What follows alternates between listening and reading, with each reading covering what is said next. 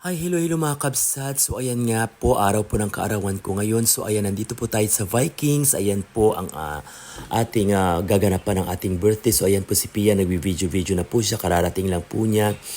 So ayan po si Guard, tinatanong po namin kung nasaan na po yung kanyang wrist na ilalagay sa kanyang kamay. Ayan, so nag-uusap sila ni Kuya. Papasok na po kami sa loob niya ni Miss Pia upang makaupo na po siya sa kanyang upuan mga kabsat. So ayan.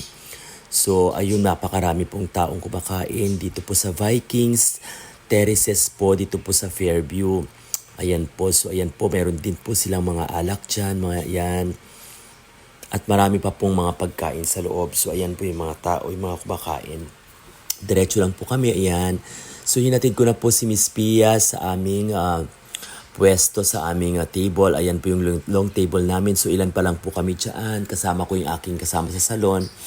Tapos siya pa lang po ang dumarating. Tapos yun naman po yung ating mga contest cake. Ayan. So sabi ko sa kanya mag-video muna siya dahil ayaw pa niyang kumain. Ayan, sinamahan ko siyang mag-video. Ayan, kumain na rin ako dyan.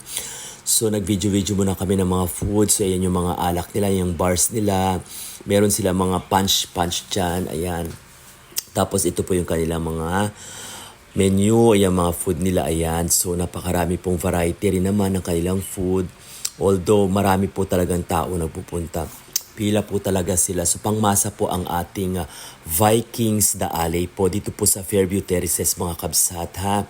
So visit nyo po yan mga kabsat kung gusto nyo rin pong dito ganapin ang inyong birthday. Ayan ang ating mga pagkain. Sari-sari po, may mga salad bars. Ayan po, vegetable salad, ganyan. At kung ano-ano pa, ayan mga sushi, siyempre yung ating mga dessert, ayan.